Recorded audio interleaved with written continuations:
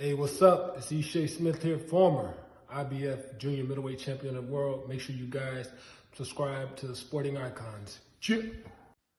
All right, so for the past 18 months, maybe even 2 years now, I've been seeing a hellacious amount of comments saying how Errol Spence Jr. is the face of American boxing. Deontay Wilder is the face of American boxing. Of course, we're talking since the retirement of Floyd Mayweather. But the reality is, it's not. It's Saul Canelo Alvarez, a Mexican who fought an Englishman this past weekend in Texas. I'm no expert on the states of United States of America or Mexico, but I'm pretty sure Texas is in America, not Mexico, right? Just the attendance alone was 73,000, over 73,000 in attendance at the AT&T Stadium for Canelo versus Saunders.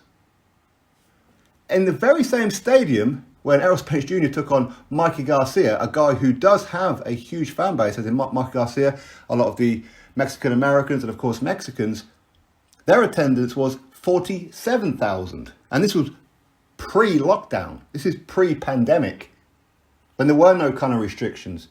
47,000, which was pretty decent, I think. But Canelo Alvarez, where a lot of people are still apprehensive about mixing it with crowds, they're not too sure about it, maybe they're going to catch the virus, maybe they won't.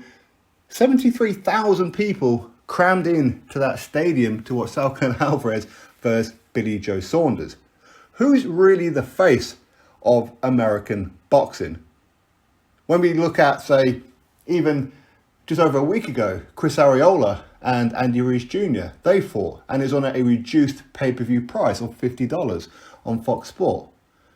Was it just over 100,000 pay-per-view buys? That's only 27,000 more pay-per-view buys at $50 than were actually in attendance for Canelo and Billy Joe Saunders. No idea what the viewing figures were for DAZN. No idea whatsoever.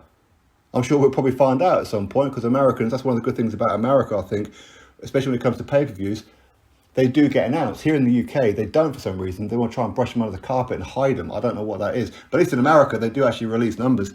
But that will tell you who the real face of American boxing is. Wilder couldn't even sell out the arena in Los Angeles against Tyson Fury. Couldn't do it in Las Vegas against Tyson Fury in the rematch. Certainly couldn't do it in either fight with Luis Ortiz or Dominic Breazeale. So he certainly isn't the face of American boxing. Saul Canelo Alvarez is the face of American boxing. I know Mexican Americans, they support their own in their droves. I fully get that. But how many are actually in Texas? I don't know. How many are in America compared to Americans? I'm pretty sure that they must be in the minority, surely. So why are the Americans not coming out in their droves to support Wilder? Or coming out in their droves to support Errol Spence Jr.? But they are when it comes to Saul Canelo Alvarez. Numbers don't lie. And that's the only way you can really say whether or not somebody is the face of boxing, by the numbers. If Errol Spence Jr. versus Mikey Garcia pre-lockdown is doing 47,000 in attendance, and while we're going through a pandemic, the pandemic isn't over yet, 73,000 people are cramming into a stadium, in the exact same stadium, the AT&T Stadium, at 73,000. That's 26,000 more for Canelo, a Mexican, taking on a Brit, rather than a Mexican-American taking on an American in Spence and Mikey Garcia.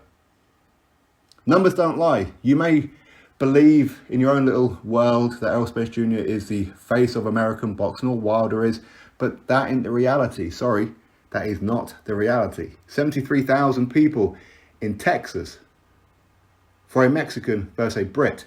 Just in attendance, 73,000 is phenomenal. Absolutely phenomenal.